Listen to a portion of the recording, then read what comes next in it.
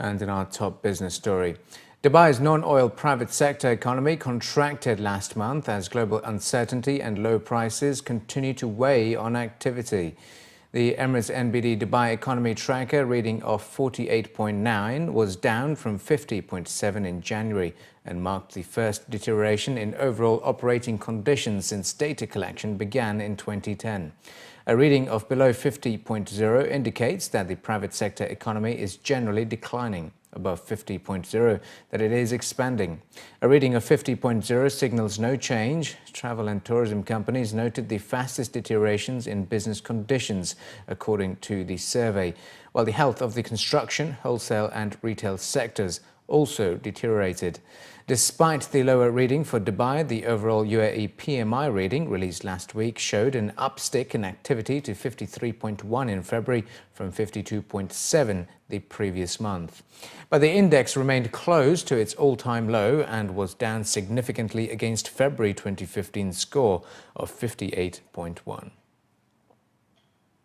Higher demand for power and water last year from Dubai's growing population lifted earnings at the Emirates utility company in what analysts say is an indicator of healthy economic expansion.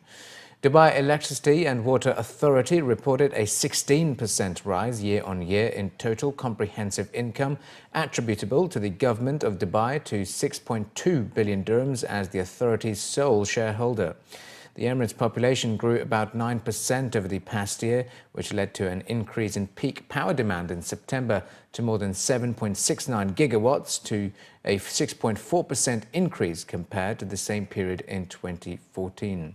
DEWA's revenues increased 7% last year to 19 billion dirhams from 17.8 billion dirhams a year earlier, while net finance costs last year dropped to 901 million dirhams from 1.14 billion dirhams as it repaid 5.2 billion dirhams in loans.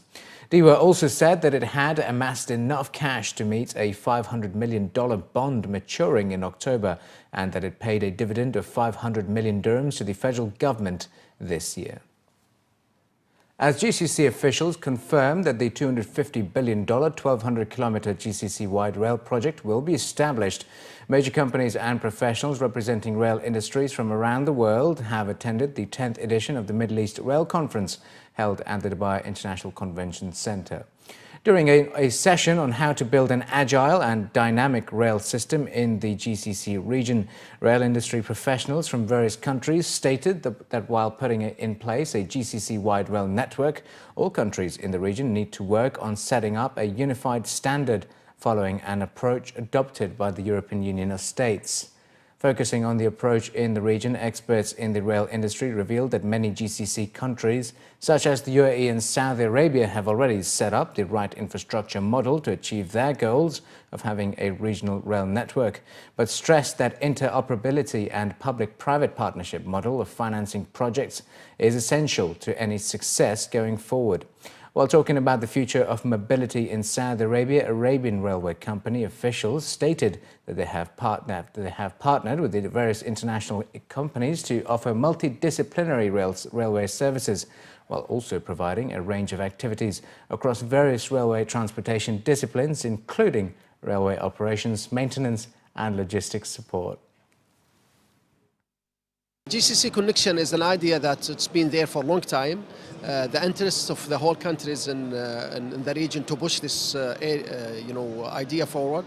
There is a lot of work being done so far, a lot of coordination between countries already in place. I think we are still in engineering, consultant, study phase so far. Hopefully we are looking for to have this the outcome of this study soon, turn it into projects where contractors start to do the work. I do believe this is the interest of the countries. I don't have enough, I would say, update about it right now, but what I believe that it is going to continue this dialogue, and people hopefully in GCC will see this project start very soon. What you have to do is to avoid the mistake that we made in the past years. But now we have a mature technology. I think it's working, and as you know, in Europe we have a system called of the corridors network.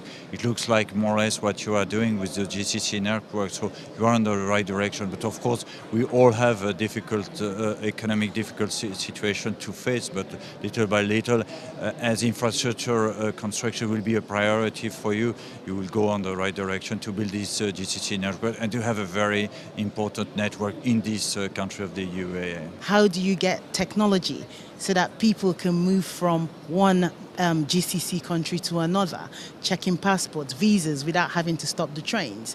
There has to be an element of cooperation in terms of how that happens, as happens between the UK and France with the Eurostar. There has to be something, and there has to be some learning that the GCC countries can adapt from the arrangements between France and Europe in terms of checking the checks that they have for cross-border controls. Another challenge would be trying to get together a unitary system for approvals of infrastructure and for rolling stock introduction.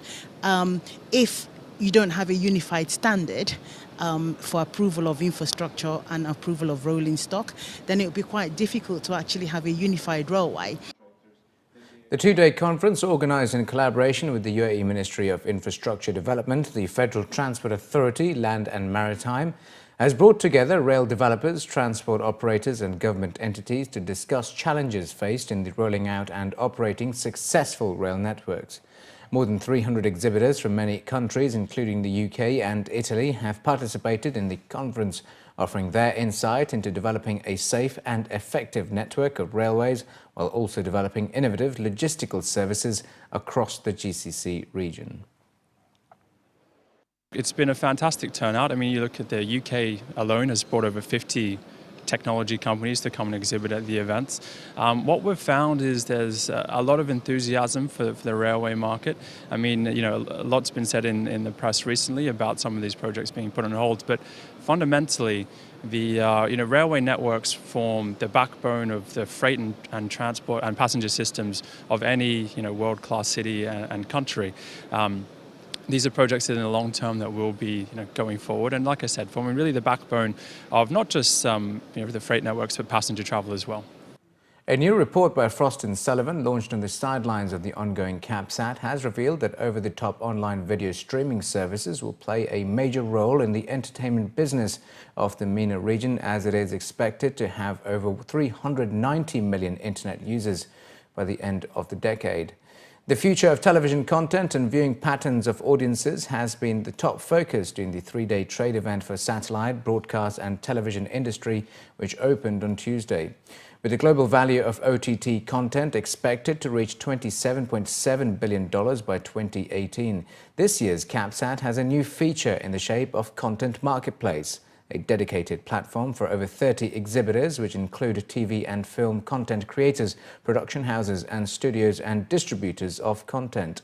With the entry of Netflix into the Middle East market in January this year, the impact of online service on the regional entertainment industry has been in discussion during the event's Content Congress. According to the representative from Netflix, as a result of the popularity of the service around the world with over 69 million subscribers worldwide, TV service providers should adapt to the new competition by improving their quality of service. Despite the global popularity, it was added that the competition for all service providers is to understand their audience's demand and offer the right service at the right price. The technology will continue advancing, and it'll become more readily available to whoever wants to create. The key is going to be the quality of the creation and what is the audience, and can you match the quality of the creation with the audience that wants it?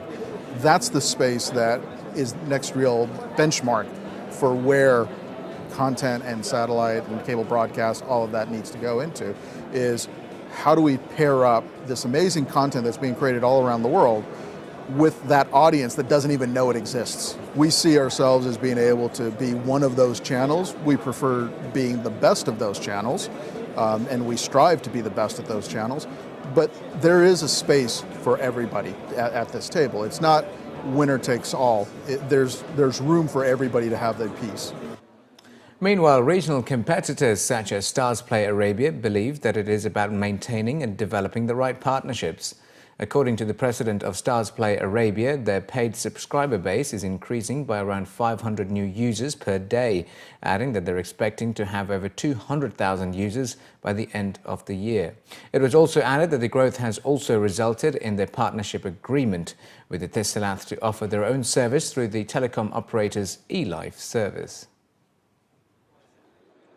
The idea behind partnering with eLife and making the service available on eLife is that for every 19-year-old that wants to watch Gravity or Amazing Spider-Man on Starzplay on their mobile phone, on their S7 or S6 phone, you have another family that still wants to watch the service on large screen TV and through their eLife platform, because they might be watching a free-to-air channel and then they decide, what, I'll watch on demand on eLife's platform. So we feel we have the first mover advantage by securing the key content partnerships in this region.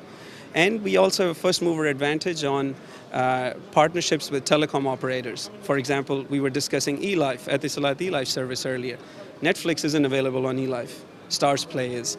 Similarly, in Qatar, we are available on Ooredoo's Mosaic service. Netflix isn't, right? So we've launched from Oman to Tunisia, everywhere in between, and with solid partnerships. So that's our advantage, really.